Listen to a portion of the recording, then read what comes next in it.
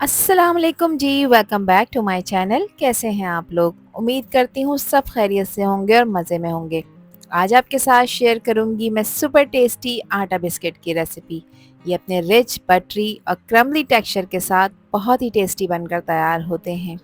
ये सिर्फ crispy golden snack ही नहीं, इसके साथ हमारी बचपन की यादों का सफ़र जुड़ा है।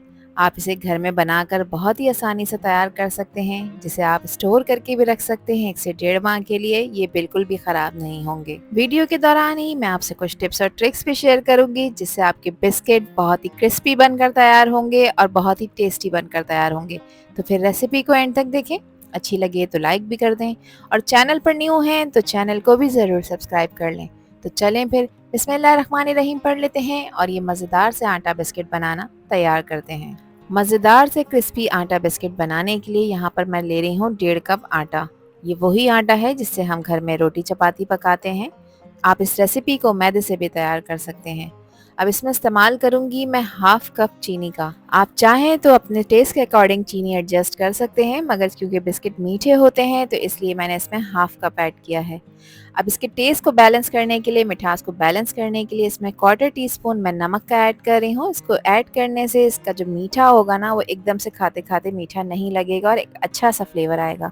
अच्छी तरह से तीनों चीज़ों को आपने वेल कंबाइन करना है, यानी अच्छी तरह से आपने इसकी मिक्सिंग कर लेनी है। अब इसको क्रम्बली टेक्सचर देने के लिए इसमें इस्तेमाल कर रही हूँ मैं घी।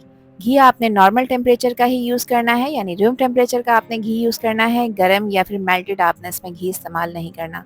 थोड़ा थोड़ा सा हम ऐड करेंगे, सारा एक साथ आपने ऐड नहीं करना है। ये टिप नंबर 1 है जिसको आपने ज़रूर फॉलो करना है।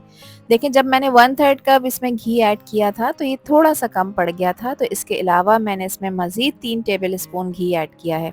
तो घी आप इसको गूंथते जाइएगा और इसको चेक करते जाइएगा। अगर मज़ीद ज़रूरत लगे तो आप इसमें घी का इस्तेमाल जो है वो बढ़ा सकते हैं, कोई इशू नहीं है। 1/3 कप घी ऐड करने के बाद मज़ीद 3 टेबल स्पून मैंने इसमें घी का ऐड किया था, जिसके बाद इसका टेक्सचर कुछ इस तरह का हो गया है। यानी जब मैं इसकी मुट्ठी सी बना रही हूँ तो देखें ये आराम से इसके अंदर जो है वो कंबाइन हो रहा है। बिस्किट्स बनाने के लिए मैं यहाँ पर टेबल स्पून का यूज़ कर रही हूँ। इससे ये होगा कि सारे बिस्किट एक ही साइज़ के बनकर तैयार होंगे। मैं मेजरिंग स्पून का यूज़ कर रही हूँ, आप चाहें तो किसी भी चीज़ से इसका एक साइज़ एडजस्ट कर सकते हैं।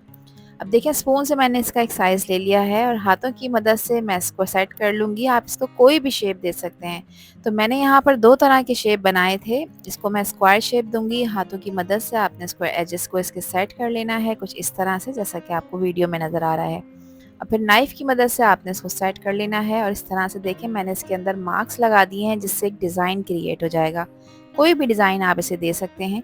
फिर नाइफ़ की मदद से आपने इसको स्क्रैप कर देना है। नाइफ़ जो मैं यूज़ कर रही हूँ वो बिल्कुल भी शार्प नहीं है और आपने शार्प नाइफ़ का यूज़ नहीं करना, वरना फिर इस तरह से आपके हाथ में कट लग सकता है। ये एक ग्रीस हुई प्लेट है, इसमें मैंने सारे बिस्किट्स को असेंबल कर दिया है। अब एक और डिज़ाइन बना लेते हैं।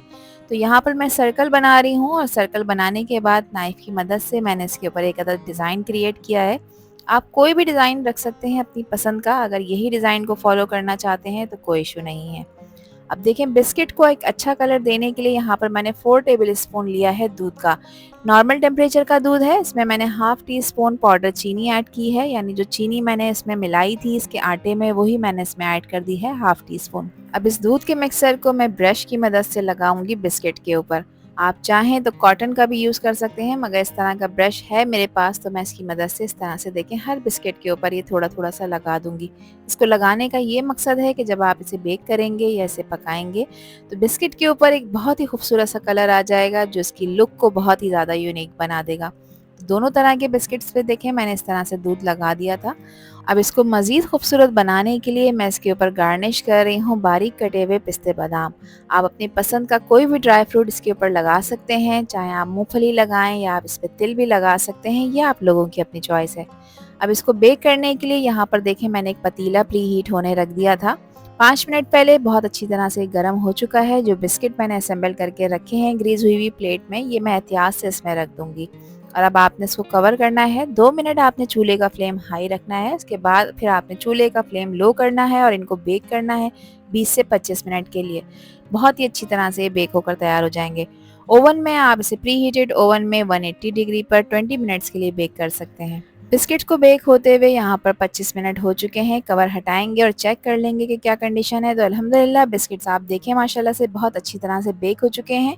अब इस स्टेज पे मैं इसे किचन काउंटर टॉप पर ही छोड़ दूँगी। ये काफ़ी गरम है और गरम बिस्किट्स काफ़ी डेलिकेट होते हैं, काफ़ी नाज़ुक होते हैं, तो इस वक़्त आपने इन्हें बिल्कुल भी टच नहीं करना। जब ये अच्छी तरह से ठंडे हो जाएँ, तो फिर आप इसे डीमोल्ड करें, यानी इसको आराम से आपने थोड़ा-सा स्क्रैच करने के बाद इस तरह से निकाल लेना है। तो देखिए माशाल्लाह से ऊपर और नीचे दोनों तरफ से ये बहुत ही अच्छी तरह से पक चुका है।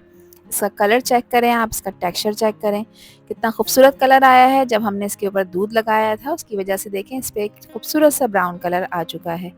तो बहुत ही आसानी के साथ मिनटों में बन जाने वाले तैयार हैं बहुत सारी क्वांटिटी में मज़ेदार से होममेड आटा बिस्किट, जो आपको बेकरी पे बहुत ही महंगे दामों मिलते हैं। घर में बनाएं बहुत ही आसानी के साथ और बनाकर अपने घर वालों को कर दें सरप्राइज़।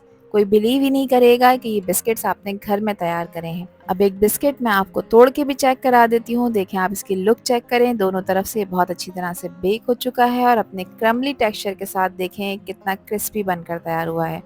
रेज़ा रेज़ा हो रहा है, बहुत ही खस्ता बनकर तैयार हुआ है। इस स्टेज पे आप इसे स्टोर भी कर कर रख सकते हैं किसी भी एयरटाइट कंटेनर या फिर जार में, ये बिल्कुल भी ख़राब नहीं होंगे।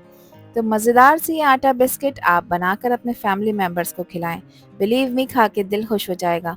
आई होप ये रेसिपी और वीडियो आप लोगों को पसंद आई होगी।